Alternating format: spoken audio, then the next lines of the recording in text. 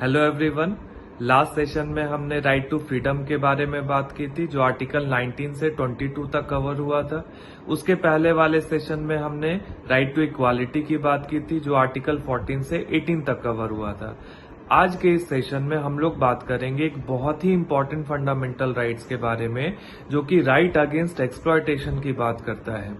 और ये जो राइट अगेंस्ट एक्सप्लॉयटेशन है, ये कॉन्स्टिट्यूशन ऑफ इंडिया में आर्टिकल 23 और 24 में है, इसका जिक्र आता है। अब एक्सप्लॉयटेशन हम लोग अच्छे से समझते हैं कि क्या होता है, जैसे इकोनॉमिक एक्सप्लॉयटेशन, सोशल एक्सप्लॉयटेशन, है ना।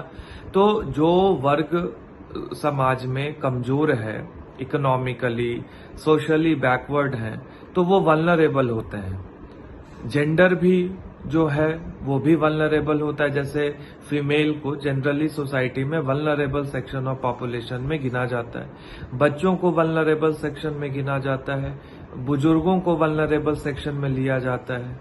तो कुछ ऐसा समाज का तबका है और वर्ग है और जेंडर है जहां पर वल्नरेबिलिटीज एग्जिस्ट करती है, और इनका एक्सप्लॉयटेशन ना हो जाए, इसके लिए हमारे कॉन्स्टिट्यूशन में ही फंडामेंटल राइट्स इंश्योर किए गए कि राइट अगेंस्ट एक्सप्लॉयटेशन जो होगा from article 23 to 24 will ensure that no one in India is exploited. ठीक है। अब ये इसमें इंपॉर्टेंट बात यहाँ पे इस राइट में ये हो जाती है कि ये सिटीजन्स को भी मिला हुआ है और नॉन सिटीजन्स को भी मिला हुआ है। केवल भारत के नागरिक ही नहीं, बल्कि कोई भी पर्सन भारत में जो है उसका एक्सप्लॉयटेशन नहीं होगा। प्रीवियस फंडामेंटल राइट्स में हमने देखा था कि exploitation against the state, basically fundamental rights protect करता है फ्रॉम द एक्सप्लॉयटेशन और from the tyranny of the state. लेकिन ये जो एक्सप्लॉयटेशन के राइट्स हैं 23 और 24, ये अगेंस्ट प्राइवेट इंडिविजुअल भी अवेलेबल है। यानी अगर कोई प्राइवेट इंडिविजुअल, जरूरी नहीं है कि स्टेट, बल्कि कोई प्राइवेट इंडिविजुअल भी अगर एक्सप्लॉयटेशन की एक्टिविटीज में इन्वॉल्व होता है, इंडल्ज होता है, तो बाकायदा फंडामेंटल राइट्स के अंदर आपको जस्टिस मिलेगी कोर्ट्स में, और उस पर्सन के अगेंस्ट जो है वो एप्रोप्रिएट एक्शन लिया जाएगा कानून के हिसाब से, और ये आपका अधिकार है। यानी केवल स्टेट ही आपके फंडामेंटल राइट्स, जो राइट अगेंस्ट एक्सप्लॉयटेशन है, उसको वायलेट करेगा तो ही आप कोर्ट नहीं जा सकते, बल्कि अगर कोई प्राइवेट इंडिविजुअल भी उसको वायलेट करता है तो भी आप कोर्ट जा सकते हैं। अब हमको ये समझना पड़ेगा कि आर्टिकल 23 और 24 जिसकी हम बात कर रहे हैं, उसका कंटेंट क्या कहता है। जैसे आर्टिकल 23 का जो कंटेंट है वो कहता है कि prohibition of traffic in human beings and forced labour.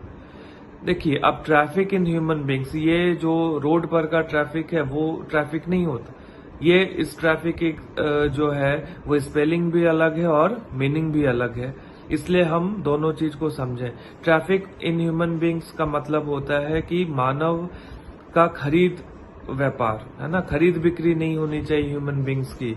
या जैसे प्रोस्टिट्यूशन जो है ना, देह का व्यापार, वो नहीं होना चाहिए।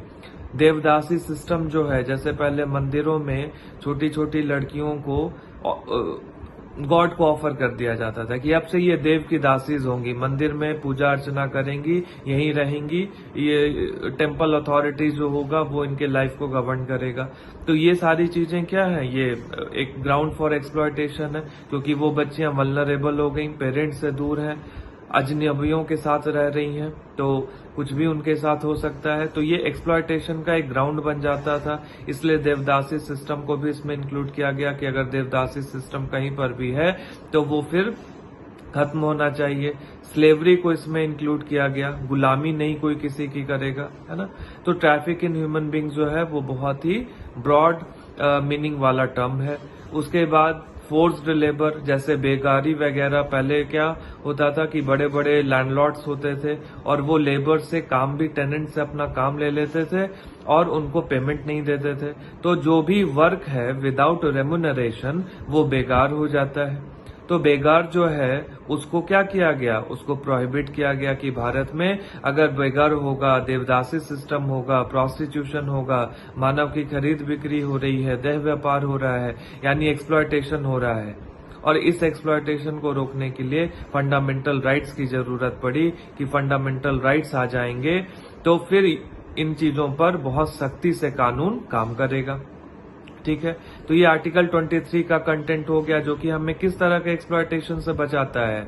हमें ट्रैफिकिंग इन ह्यूमन बींग्स नहीं होना चाहिए, खरीद बिक्री, इंसान की देह व्यापार नहीं हो, स्लेवरी नहीं हो, प्रोस्टिट्यूशन नहीं हो, उसके बाद बेगर नहीं हो, यानी जहां कहीं भी हम काम करें वहां हमें रेम्यूनरेशन मिले। विदाउट रेम्यूनरेशन वर्क जो है वो बेगर है, जो कि अलाउड नहीं है।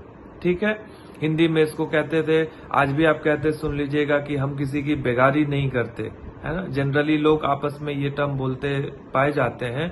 बेगारी का मतलब यही होता है कि भाई बिना पैसे के काम करना। तो ये इन सारी चीजों के अगेंस्ट जो है वो आपको फंडामेंटल राइट्स अवेलेबल है आर्टिकल 23 में। अब आर्टिकल 24 जो है वो बहुत ही स्पेशल फंडामेंटल राइट है। क्यों है स्पेशल? इसलिए है क्योंकि ये बच्चों के बारे में बात करता है। Prohibition of employment of children in factories etcetera, यानी कि जो बच्चे होंगे उनका बचपन कहीं बाल मजदूरी में खो ना जाए, इस चीज की चिंता जो थी वो जब हमारा संविधान बन रहा था तो संविधान बनाने वालों को बखूबी थी कि क्योंकि हमने देखा था कि ब्रिटिशर्स जब इंडस्ट्रियलाइजेशन आता है यूरोप में और धीरे धीरे ब्रिटिश कॉलोनी जो कि भारत एक बना हुआ था, वहां पे वो क्या करते हैं, फैक्ट्रीज लगाते हैं और फैक्ट्रीज में बच्चों को एम्प्लॉयमेंट दी जा रही है क्योंकि उनको क्या है, ज्यादा से ज्यादा काम लेना है। कोई वर्किंग आवर्स नहीं, कोई रेगुलेशन नहीं, छोटे छोटे बच्चों को लगा दिया काम करवाने में। और जब आपको पता है कि बच्चे अगर बचपन में पढ़ाई लिखाई ना करके काम करेंगे, लेबर बन जाएंगे, तो उनका भविष्य क्या होगा, खत्म हो जाएगा।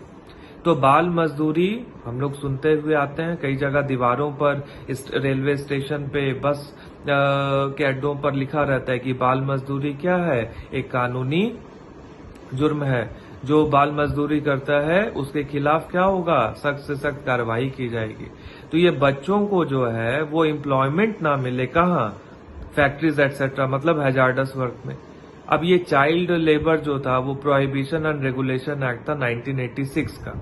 ठीक है, वो कहता था कि बच्चों को आप हैजार्डस इंडस्ट्री में एम्प्लॉय मत कीजिए। अच्छा, जब हम बच्चों की बात कर रहे हैं तो आपको ये भी समझना पड़ेगा कि चाइल्ड का जो एज ब्रैकेट है वो मतलब कितने साल के बच्चों को हम चाइल्ड, जैसे जो बच्चे अभी 14 साल के पूरे नहीं हुए हैं, 14 साल से छोटे हैं, उनको चाइल्ड के कैटेगरी में रखा जाता है। ठीक है, they are called children, those who are less than 14 years of age. और एक एडोलेसेंट सुनते होंगे, वयस्क उम्र, वो क्या होती है, जिनका 14 ईयर्स कंप्लीट हो गया हो बट 18 ईयर्स अभी कंप्लीट ना हुआ हो, यानी 14 साल से 18 साल के बच्चों को एडोलेसेंट कहा जाता है। वो अब चिल्ड्रन नहीं रहे, क्या हो गए, एडोलेसेंट हो गए, क्योंकि 18 साल की उम्र में एडल्ट हो जाएंगे, वोटिंग का राइट मिल जाएगा। हाँ, तो ये 14 से 18 साल का जो उम्र है, जो गैप है, इसको एडोलेसेंट कहा जाता है। अब ये जो child labour prohibition and regulation act 1986 का था, इसको अमेंड भी किया गया, यानी 2016 में इसमें कहा गया कि बच्चों को जो है वो किसी भी तरह के एम्प्लॉयमेंट में इंगेज नहीं किया जाएगा। 2016 में इसको अमेंड किया गया 1986 के एक्ट को, और कहा गया कि बच्चों को कहीं भी एम्प्लॉय नहीं करना है। जो बच्चे हैं यानी 14 साल से जो छोटे हैं वो अपनी पढ़ाई करेंगे, हाँ, और पढ़ाई स्कूल आवर्स के बाद या वैकेशन के दौरान अपने फैमिली को असिस्ट कर सकते हैं या फैमिली इंटरप्राइज को, जैसे घर संबंधित जो काम व्यापार इनका लघु उद्योग कई जगह चलते रहता है, उसको ये सपोर्ट कर सकते हैं। लेकिन कब कर सकते हैं, स्कूल करने के बाद कर सकते हैं। अगर बच्चा स्कूल में नहीं है और घर के काम में एम्प्लॉयड है तो वो फिर क्या हो जाएगा, अगर वो पेरेंट्स के परमिशन से है तो वो एक ऑफेंस हो जाएगा। यानी बच्चे जब स्कूल चलते रहेंगे तो स्कूल के बाद असिस्ट कर सकते हैं माँ बाप को, या जब स्कूल बंद है, वैकेशन का समय है, तब असिस्ट कर सकते हैं। ये एक चीज हो गई। और फैमिली में क्या कहा गया कि माँ और पिताजी हो गए, और पिताजी की बहन या पिताजी के भाई, माँ के भाई, माँ की बहन हो गई, और जो बच्चा है उसके अपने भाई बहन, इनको फैमिली के डेफिनेशन में रखा गया है। ठीक है, तो इनसे संबंधित जो व्यापार है, लघु उद्योग वगैरह, उसमें ये काम कर सकते हैं। उसमें ये काम कर सकते हैं, ठीक है। या फिर जो कुछ बच्चे आप देखते होंगे कि सिनेमा में काम कर रहे हैं या फिर टीवी सीरियल्स वगैरह में आते हैं, ऑडियो विजुअल इंटरटेनमेंट इंडस्ट्री में भी बच्चे जो हैं वो एम्प्लॉयड हो सकते हैं। लेकिन एक्सेप्शन है, किस चीज का एक्सेप्शन है एक्ट में? एक्सेप्शन है एक्ट में कि बच्चों को आप सर्कस में एम्प्लॉय नहीं कर सकते।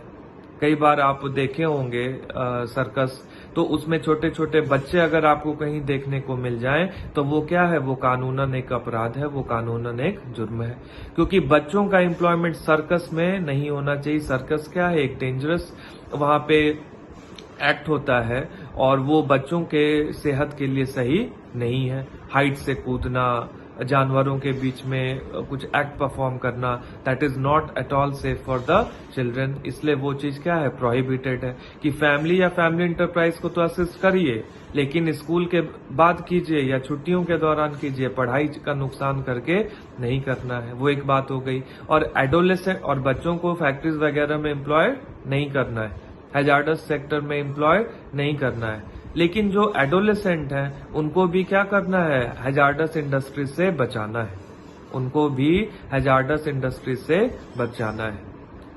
समझ में आ रहा है आप लोगों को कि ये एक्ट जो है, और इसमें बाकायदा सजा का प्रावधान है। जो भी इंसान इस कानून को वायलेट करता हुआ पाया जाएगा उसको 6 महीने से लेके 2 साल की सजा का प्रावधान, या फिर 20,000 से लेके 50,000 जुर्माना लग सकता है। अगर आप ऑफेंस को रिपीट करते हैं, मतलब एक बार कन्विक्शन हो गई, सजा मिल गई, फिर करते हैं दोबारा रिपीट, तो फिर सजा का प्रावधान आप पर है ना। तो ये सारी चीजें हैं। और अगर गार्जियन की सहमति से कर रहे हैं, पेरेंट्स की सहमति से कर रहे हैं, तो पेरेंट्स भी क्या है, कन्विक्ट आगे जाके घोषित हो जाएंगे, क्योंकि वो भी ऑफेंड कर रहे हैं लॉ को। तो ये child labour prohibition and regulation act जो है 1986 का, उसको 2016 में अमेंड किया गया, उसको आपको याद रखना है। उसके बाद फिर क्या है, protection of child rights commission है ना, national commission for protection of child rights है, जो कि एक एक्ट था 2005 का, protection of child rights act 2005 के अंदर इसको एस्टैब्लिश किया गया है। ये एक स्टेचुटरी बॉडी है। National commission for protection of child rights जो है वो एक स्टेचुटरी बॉडी है, जो कि protection of child rights act of 2005 के अंदर एस्टैब्लिश की गई है। और इसका मैंडेट यही है कि जो कानून है बच्चों के रिगार्डिंग, उनको एडमिनिस्टर करना और देखना कि उनका इम्प्लीमेंटेशन कैसे हो रहा है, एडवाइस देना कि और बच्चों के लिए क्या किया जा सकता है। समझ में आ रहा है। तो कई बार कमीशन जो है वो पूछती है कि बच्चों से रिगार्डिंग जो प्रावधान है, क्या वो आर्टिकल 23 में है या आर्टिकल 24 में है। क्योंकि अगर prohibition of employment of children in factories etcetera हम देखें तो वो आर्टिकल 24 में है। और आर्टिकल 23 में क्या है, prohibition of traffic in human beings, या फिर फोर्स लेबर जिसको बेघर हम कहते हैं। यानी बच्चों के बारे में स्पेशल जिक्र किस आर्टिकल में आता है, फंडामेंटल राइट्स के आर्टिकल 24 में आता है। और इस आर्टिकल को आपको याद रखना है कि ये आर्टिकल 24 है जो बच्चों को कहता है कि भाई आप एम्प्लॉय नहीं कर सकते, उनको एम्प्लॉयमेंट मत दीजिए फैक्ट्रीज हैजार्डस इंडस्ट्रीज में। और कुछ नियम कानून हैं जिनका पालन करते हुए, जैसे चाइल्ड जो एक्ट है, prohibition and regulation of child labour act 1986 का और अमेंडेड इन 2016, उसके हिसाब से एम्प्लॉयमेंट वगैरह दी जाएगी। समझ में आ रहा है ना। तो ऐसा नहीं कि बच्चे बिल्कुल ही कुछ काम नहीं कर सकते, ऐसा भी नहीं समझना है कि केवल स्कूल ही जाएंगे और कोई काम नहीं कर सकते। लेकिन क्या काम कर सकते हैं ये बाकायदा एक्ट में मेंशन्ड है। उसको अगर आपको इंटरेस्ट है तो गो थ्रू कर सकते हैं। एक्ट वगैरह जो है वो गवर्नमेंट की वेबसाइट पे अपलोडेड रहता है। और ये जो national commission for protection of child rights जो है, ये कमीशन जो है स्टैट्यूटरी बॉडी है, चाइल्ड राइट्स प्रोटेक्शन एक्ट के अंदर 2005 का है। और ये overall ministry of women and child development के अंदर काम करता है। ठीक है, तो ये सारी चीजों को आपको समझना पड़ेगा कि आर्टिकल 23 और 24 जो था वो राइट अगेंस्ट एक्सप्लॉयटेशन की बात करता है। अब देखिए कई बार जो है, जैसे यूपीएससी ने एक बार पूछा कि क्या जो अनटचेबिलिटी है उसका जिक्र आता है राइट अगेंस्ट एक्सप्लॉयटेशन में। नहीं, अनटचेबिलिटी का जिक्र कहाँ आया था, राइट टू इक्वालिटी में हमने देखा था। आर्टिकल 17 में अनटचेबिलिटी का जिक्र है, जो कि राइट टू इक्वालिटी में है फ्रॉम 14 to 18। इसका जिक्र जो है अनटचेबिलिटी का, वो राइट अगेंस्ट एक्सप्लॉयटेशन में नहीं है, जो कि 23 एंड 24 में है, राइट अगेंस्ट एक्सप्लॉयटेशन। कहां इसका जिक्र है? इसका जिक्र है आर्टिकल 17 में। किसका? अनटचेबिलिटी का। तो अनटचेबिलिटी जो है वो राइट अगेंस्ट एक्सप्लॉयटेशन में नहीं है। कहां है? राइट टू इक्वालिटी में है। किस आर्टिकल में? आर्टिकल 17 में है। और राइट अगेंस्ट एक्सप्लॉयटेशन में क्या है? 23 और 24 है। आर्टिकल 23 और 24 है। 23 में क्या है? Prohibition of traffic in human beings और फोर्स लेबर को बैन किया गया है, प्रोहिबिट किया गया है, जो कि सिटीजन्स नॉन सिटीजन्स दोनों को अवेलेबल है। और अगेंस्ट स्टेट तो सारे फंडामेंटल राइट्स होते हैं, ये जो है वो अगेंस्ट प्राइवेट इंडिविजुअल्स भी है। और 24 क्या है? Prohibition of employment of children in factories, यानी बच्चों से रिगार्डिंग कौन सा आर्टिकल है? आर्टिकल 24। किस फंडामेंटल राइट्स के कैटेगरी में आता है? राइट अगेंस्ट एक्सप्लॉयटेशन के कैटेगरी में आता है। तो आई होप कि ये दो आर्टिकल्स क्लियर हुए और राइट अगेंस्ट एक्सप्लॉयटेशन आज आप लोग समझ पाए होंगे। नेक्स्ट सेशन में हम लोग डिस्कस करेंगे right to freedom of religion के बारे में, ठीक है, जो 25 से 28 में आता है। और इस सेशन को एंड करने के पहले मैं लास्ट सेशन का एक कॉन्सेप्ट फिर से एक्सप्लेन करना चाहता था। आई होप कि आप लोग उसको पढ़े होंगे, उसको देखे होंगे अच्छे से। लास्ट सेशन में हमने बात की थी किस आर्टिकल के बारे में? राइट टू फ्रीडम के बारे में, 19 से 22 के बारे में। उसमें हमने ये देखा था कि 21 में कॉन्सेप्ट क्या मिनका केस से आया, ड्यू प्रोसेस ऑफ लॉ का एलिमेंट इंश्योर हुआ, है ना। पहले क्या कॉन्स्टिट्यूशन में अभी भी क्या है? आर्टिकल 21 में क्या है? Protection of life and personal liberty, और इसको रिस्ट्रिक्ट नहीं कर सकते except according to procedure establish by law. और प्रोसीजर एस्टैब्लिश बाय लॉ जो है वो जापानीज कॉन्स्टिट्यूशन से बोरो टर्म है। लेकिन ड्यू प्रोसेस ऑफ लॉ क्या है? अमेरिकन कॉन्स्टिट्यूशन से एलिमेंट बोरोड है, वहां की जुडिशरी काफी एक्टिव रहती है। तो अब मेनका गांधी केस से क्या देखा गया कि arbitrary action of the executive केवल नहीं चेक करेंगे, आर्बिट्ररी लेजिस्लेटिव एक्शन भी चेक करेंगे, ठीक है। तो ये मेनका गांधी केस इसलिए इंपॉर्टेंट है कि यहां से सुप्रीम कोर्ट ने देखना किस चीज को शुरू कर दिया? ड्यू प्रोसेस ऑफ लॉ के एलिमेंट्स को देखना शुरू कर दिया और आर्बिट्ररी लेजिस्लेटिव एक्शन को भी देखना शुरू कर दिया, ठीक है। आप लोग सब इस अभी तक जितने आर्टिकल्स कवर हुए हैं, राइट टू इक्वालिटी फ्रॉम 14 से 18, राइट टू फ्रीडम फ्रॉम 19 से 22 and right against exploitation from 23 to 24, इसको गो थ्रू कीजिए एक बार फिर से और आगे का भी पढ़िएगा, क्योंकि नेक्स्ट सेशन में हम right to freedom of religion के बारे में बात करेंगे। Thank you very much. Stay healthy, stay safe, all the best.